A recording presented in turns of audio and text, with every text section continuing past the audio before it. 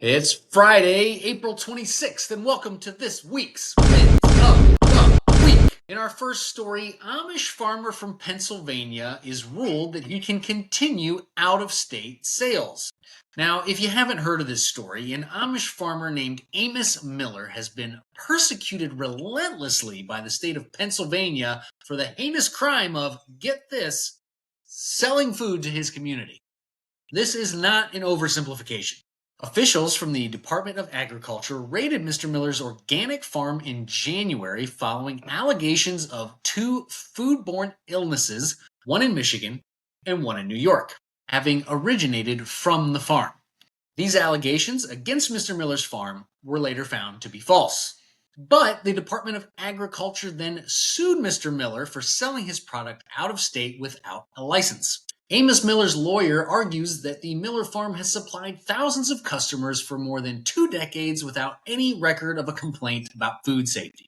His lawyer goes on to say that the state demanded the court prohibit all food sales everywhere that would make food illegal if not made by a government-approved facility. The state even demanded deliveries of food made at home be banned, even if for a potluck, church picnic, or Easter brunch. And while Amos Miller is currently prevented from selling his food in Pennsylvania, he was on the verge of bankruptcy before this judge's ruling, which will now allow him to continue providing for his family by selling his products out of state. Gee, without government, who would shut down our local farmers? It's not like they built America or anything. In our second story, Tennessee House Republicans on Tuesday passed legislation to allow some trained teachers and school staff to carry firearms. Governor Bill Lee is not expected to veto the bill as he has a track record of never vetoing any bills. Now, the law does require mental health and criminal background checks of prospective teachers, along with training courses and approval from the school administration. The bill passed despite aggressive opposition from Democrats who swear that real gun-free zones just haven't been tried yet.